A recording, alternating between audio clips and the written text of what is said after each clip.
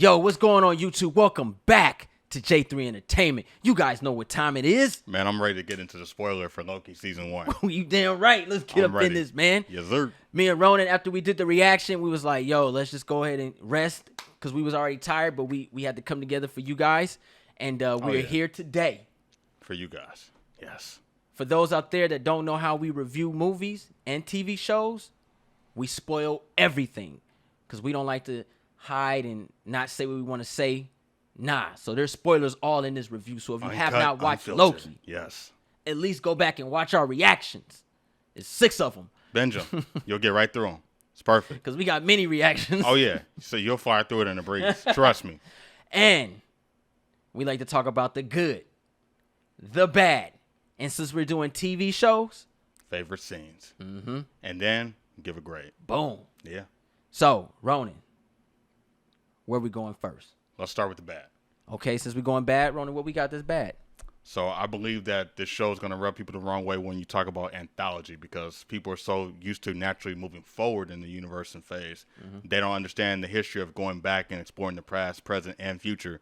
Due to us, focusing on the multiverse, I think that's going to throw a lot of people off that are not used to that Twilight Zone and Alfred Hitchcock kind of storytelling. Right. Granted, it's great, but some people won't understand it because their style is like one story, linear story, good guy, bad guy, good versus evil. I got you. But not understanding the world around it and the what-if scenario. Okay. So that might be new for some people. All right. So basically, you just took Will Smith's song. I did. And just flipped it into your... Will Smith, he said, you don't know where you're going. So you know where you've been. It's here and I like it. Yeah. Yes. All right, wait. I got a bad, bro. I got a bad. That's almost time to listen to that Casey and Joe. Yeah. All right. Anyway, so one of my bads is more of a visual thing. It's more of the TVA. I wanted more. Like we kept looking out that window, but we couldn't go anywhere. I really felt like a fish in a bowl. What's their routine? What's their daily routine? Like how do they live? Do they shut down at night? Like I would have loved the camera to follow Morbius to a location. Do they get 30-minute lunch breaks? Do they get time and a half? Do they eat? Like, you know what I mean? Like, we never got cigars? That. Yeah. And I understand time runs different there, but Loki asked about that in the first episode, and it was like they just kind of like didn't say. They said, "Nah, forget that. Let's keep moving with Sylvie." But it was more of like, "Yo, like, what do they do? Like, how is old girl Natural just so picked so well?" Like, you know what I mean? Like, does she get ready in the morning before she go to work? You know what I mean? Do they have alarm clocks? Does Mrs. Minute wake them up? Right. You know what I mean? Like we were missing out on something. That's an interesting question, though. Yeah. Yeah. I think that would have added a little bit more to who they are since they were human. Yeah. But we never saw them do really human things. They were always investigating, looking for something. Yeah. But they didn't know what. Because once you find out they're human, you're like, yeah. Wait, you have to use it and do you things. You have to sleep. Yeah. You have to eat. Yeah. So what's going on? That's true. Fight scenes, a little lackluster. They're cool. I mean, this isn't that kind of show, but since it was in there, it's hard to not analyze. It's kind of like you could tell it's rehearsed and it wasn't fluent. I got you on that. Most definitely. The fight scenes was a little bit. It was intriguing. Yeah. It was fun, but it wasn't like, oh, wow. Wow. The thing about The thing about it is that it reminded me of. I guess I was so in it because it reminded me so much of Alfred Hitchcock and Rod Sterling. So you remember in Twilight Zone and stuff, fight scenes be kind of had a Shakespeare feel to it, because the story was so like a play or something. You overlook it, yeah. But all honesty, the fight scenes could have been, the action could have been a little bit better. Even for a Loki show, it could have. The action they gave us could have been a little bit better. Yeah, I did want more of that Loki scene when they all were fighting each other. Okay, yeah, that's fair. More, more of the crocodile or alligator. I mean, you kind of have to acknowledge stuff like that when you're action purist. Kind of have to. Yeah, I mean, yeah. Where's the ass whoopings? Yeah. You know? How does ass whoopings work in the time variance? You feel me? Like I would have loved to see someone use a time, the time watch and freeze time and beat people up. That'd been dope. Like, yo, like he's really getting in it. Like, oh man, we got the time guy. He's here to come whoop that ass. He's feeling stuff from 600 years ago. Yeah, like Jesus Christ. I'm still feeling that ass whooping. That would have been really cool to see. Now that's epic. Yeah, that would have been cool to see. You got any more bad? That's all I got, man. That's all I got. Yeah, pretty much. I really dug this show right here. I ain't got a lot of bad. This was a straight across the board a solid show for me. Just on a narrative tip, just the acting alone and really good. Go ahead. Yeah, just learning about Loki, unlearning everything that he had to learn, and kind of getting a little bit of a history on himself due to seeing multiple personalities of him. I thought that was unique in itself, and I think it made Loki not only a fan favorite but a stronger character in this show. Right. Because you got different sides of him, personality wise. That was cool. Makes sense to me. Yeah. For me, one of the goods, I'm gonna be honest with you, is the casting. I never seen the actress that played Sylvie. What's her name? Sophia DiMartino. I thought she honestly, like, it was something about her acting. She glued to me. Like, she was going to me, and it was something about her passion that I really was intrigued with, and I like seeing her and her. Even though it felt a little rushed, the love between Loki and Sylvie, or that connection. Yeah. But I still felt something there, and maybe because we're used to two different individuals that we're not expecting to see it's hard to explain. They were the same. So I understand the connection that was rapid, but we're used to seeing more to go with that. Right. You know what I mean? And it was going to naturally eventually come. It just we never knew it was going to happen that fast. Yeah, and but I still enjoyed seeing her every time she came on screen, and her passion and how she was so devoted to what she needed to do. And how to protect that timeline in her history so it didn't get lost. Yeah. She was very precise on. She got lost in episode we have 6. to protect where we came from. Yeah. For real. Bro. So the casting was really dope. I honestly, Tara Strong, Mrs. Minute. Yeah. Dude, like, I hate the fact that on YouTube, and Disney Plus, we can't show our full reactions. You know what I mean? I know. And Tara Strong was like one of the funniest parts, and I guess the algorithm triggers that scene with her in, so they kind of was like, no, you can't use it. But Tara Strong was really a familiar voice that I really enjoy hearing. A likable one too. Yes. Yeah. Tom Hiddleston was dope, and Jonathan Major just stole the show for me, bro. He came in on an epic additional factor because we knew that he's going to be the Phase 4 threat, and he came in with such a powerful presence as far as what has happened and what was going to happen. Yeah, he literally broke everything down for future projects. In this crazy finale, he broke everything down, and I've never seen a villain go to that level, giving the anti-heroes an ultimatum.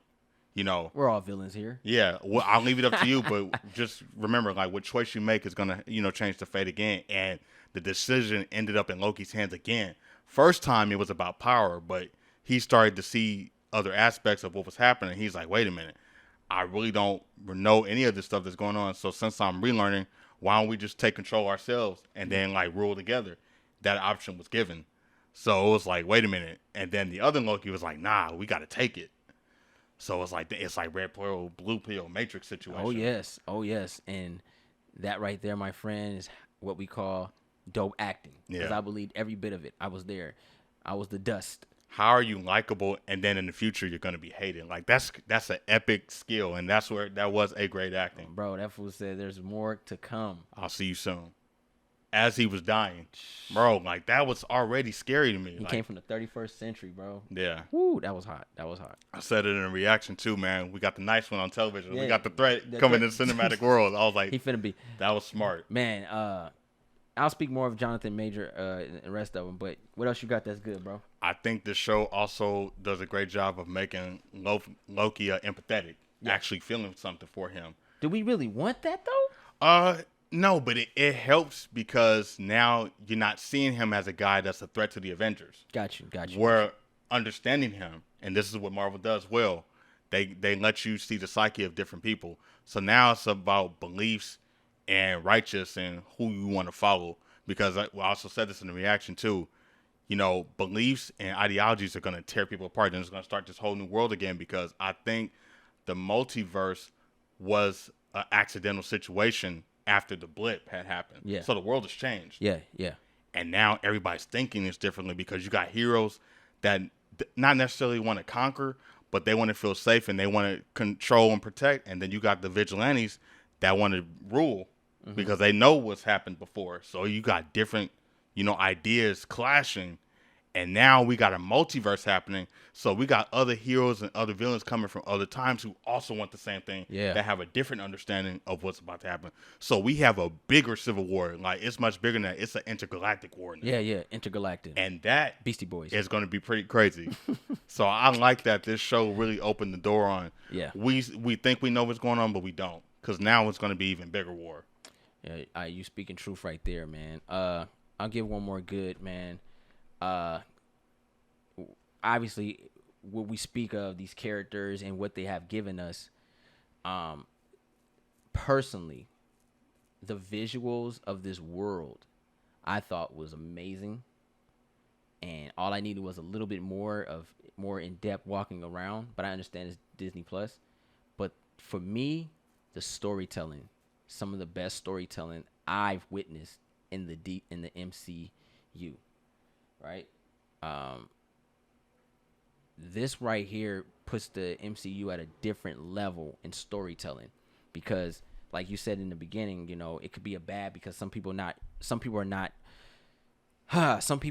want, they want action and they don't want, but the dialogue of episode 6 was just so in depth, bro. It was Shakespeare type style, bro. You know what I'm saying? Where you just listen and like watching all. We're just like, okay, and I'm listening, and the way Jonathan Major voice was, Tom Hiddleston asking questions, Sylvie, and then Morbius was like, who are you? What? Like, like everything about that episode, Tara Strong, Mrs. Minute, just the breaking down to the doom factor was just dope. Like, that episode just was really damn good. Like, that was the future. I've never experienced that watching an MCU film ever.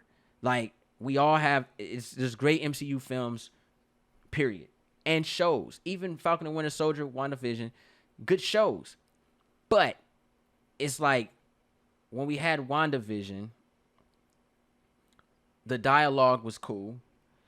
But then when we had Falcon and Winter Soldier, when Anthony Mackie would speak as Cap, it was like, yo, that was powerful, bro. Yeah. I felt that.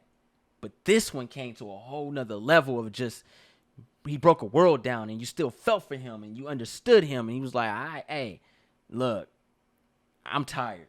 It did feel like a live play, Broadway play, done MCU style. I'd be honest, if Disney wanted to reenact episode 6, like a little Disney skit thing on out stage there, on stage, El Capitan, I'll buy a ticket. No, at Disneyland. I'll do it. I'll buy a ticket, bruh. I'll buy my pass. Get your passes, everybody. Loki episode 6 reenactment. I will watch that, bro, because that right there was good. That was good. I also, this will probably be my last good because I know we got to break scenes down. My last good is that I want to give credit to the director, Kate Herron, for bringing in that idea of sci-fi, fantasy, and horror to a sense. Mm-hmm. With the anthology field, going back to that again, like, she gave us this mystical world where time changes differently, it speeds up differently, things happen in a certain way. And then she also opened up our eyes to the multiverse and things like that. Oh, yeah. And Loki had a lot of heavy lifting to do as a show because you had the job of balancing the fantasy with the sci-fi and the horror. And the reason I say that is because we didn't know what was going on a lot of the times. This show does a good job of keeping you in the unknown while still keeping you intrigued. And she did a good job with the mystery because our main characters that we were following were also asking questions just like the viewers were. Yeah. I thought that was dope too. It was very because they were not always in the know, just like we weren't. Yeah. So that was cool. That you speak of her, and I know we got to move on, but Kate, and I want to give a shout out to Kate and Kevin Feige for this one. Kate Herron, right? Yeah. Shout out to you and shout out to Kevin Feige for allowing the situation of you to be able to direct each and last one of those episodes. Oh, yeah. That right there is what every TV show needs to do. I do not like when you have multiple directors for one show. except for Law and Order. Okay. Yeah. Because when you're dealing with this, I don't want to see John Doe's version. Right. Or Jane Doe's version after I love Kate's version. Right. I hate that. It's what ruins shows. She's here from beginning to end. Yeah. Bruh, remember when Daredevil started? Episode 1 and 2 were fire. Yeah. Then episode 3 was like, okay. Like, what happened? Where's the momentum? Right. New director. No, I don't want that. It happens. Yeah. Shout out to Kate for staying for all 6 episodes. I love it. 6-hour movie. Yeah. Directed by Kate. Yeah, I love it. I love it. Because you can't blame nobody if you don't like it. You can't blame nobody. If you love it, you can't blame. You can't say, I ain't got nothing. Nope. You were the director. 1, 2, 3, 4, 5, 6. I love it. Now, facts. Let's get on these scenes real quick, man. I'm gonna probably just throw it. I mean, they watched the reaction. Yeah. They saw what we liked and everything like that. I'll give a little bit more depth of what I liked. I have to say, Jonathan Major. I'm already a fan since Lovecraft. If you haven't watched Lovecraft, watch Lovecraft. Lovecraft is a phenomenal show. I'm pissed that we're not getting a season 2. I heard about that. But maybe because we got 2 of the characters from Lovecraft, actors and actresses, because there's actor and actress. Okay. In Loki. But. Interesting. His take on King the Conqueror, I could not ask for anything greater than what he gave us. And the only thing that threw me off was that his face was not of what we see in the comic book. But obviously, that's the Conqueror one. Right. This is the humane one. Yeah. This is the one that cares. This is the one that has a heart. Gave you a chance. Sympathetic. Gave you a chance to do right. Yeah. Yeah. So, what Jonathan Major gave us, I'm just ready to see him be that villain. That Shakespearean villain that Ultron semi-did. Right. Thanos semi-did. That's fair. Now, from what I saw, we finna get that. With full power on display. Yeah. God damn. And the multiverse at his hands. Favorite scene of the whole show was literally him sitting there breaking down his existence. Like they were in the courtroom. Yeah, it was a tight little scene. I love that. And when we first saw that episode of the family, when they got to the domain, I thought it was Doctor Strange's Sanctum Sanctorum. The way it looked, I thought the set designs. That's something I wanted to speak on too. That was pretty dope. Let me say this. They had that set up. When he did that, the little display, it reminded me of Golden Child. All right, go ahead. Oh, okay. With the Pepsi can. Yeah. Yo, that's a crazy analogy. No, you're right. You're right. You know, it was a girl. Yes. Yes. Fun fact, guys. All right, go ahead. No, you're good. But I'll say my favorite 3 episodes was The Glorious Purpose, and then the second episode, The Variant, and then the last. Those are my 3 favorite episodes. The reason I like the first episode is because we were learning about the TVA. Yes. And we came in on a note where Loki was a prisoner and he was committed for all the crimes he did. Yeah. And he got signed away. He didn't have that signature yet, and we were learning about why he was sent here and all the things that he did throughout history. That was pretty cool. So it was like a sci-fi kind of Law and Order.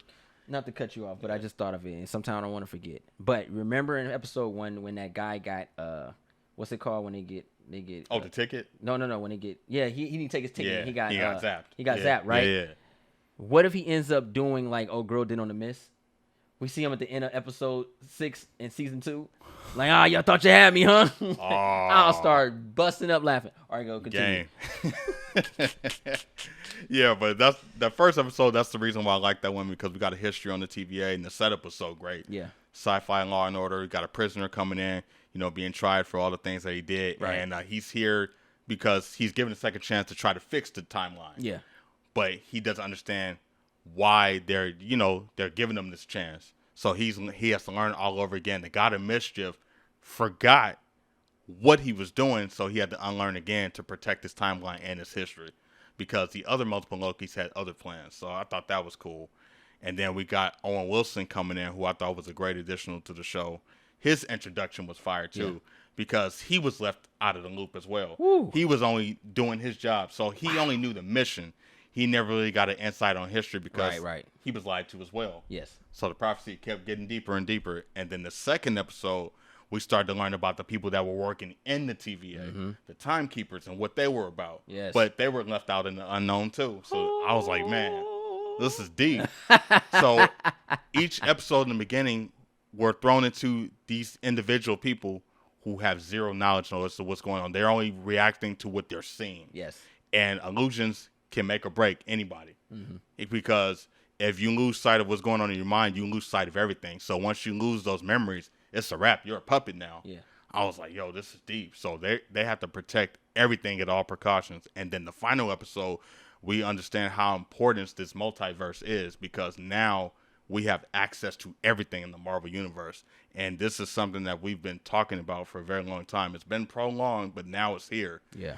This show unlocked so much in 6 episodes for the future of entire Phase 4. Yes.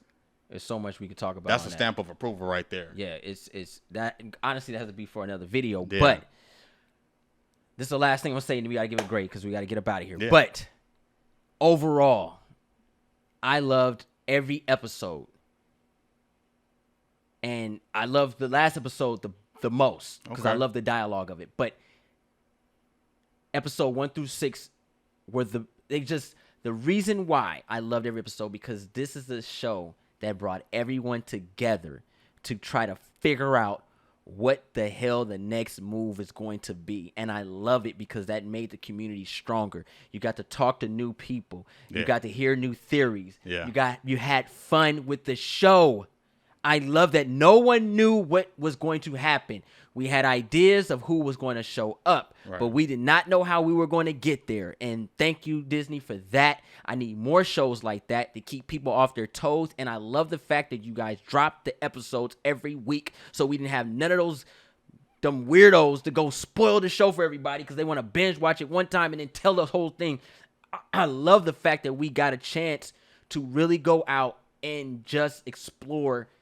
It was like an Easter egg hunt. Like, oh, yeah, I checked over there. There's nothing there. But over here is over here. What do you think? I got to talk to people outside of work. I got to talk to people that at the comic book store. Yeah. On Instagram. At, you know what I mean? At home. Me and my girl talking about. Home, at work. You know what I mean? Yeah. I talked to my dog. I'm like, what do you think? You know what I mean? Like, it was just fun. It was a fun-filling show. And I feel bad for those that didn't experience that. But just moving forward, that What If is going to be one of those shows. So find your buddies. All right. What if? You ready to get a I'm ready, break? man. You got me hyped just saying what if. Bruh, what if? Yeah. So. All right. You go ahead. What you got, man? Loki was fun. Can't wait for season 2. I'm going to give Loki a solid 8. It reminds me of Alfred Hitchcock. It ain't as good as Alfred Hitchcock, but goddamn it's there. And it reminds me of Rod Sterling. I love it. I need more anthology stories like this with more MCU characters, and just have fun with it, man. I would love to see an anthology of the Illuminati. I would love to see that. And I would love to see an anthology of Doctor Strange and the worlds he goes to. Illuminati's perfect for an anthology. I threw that out there. All right, go ahead. All right. So Loki is an all-around solid show for me.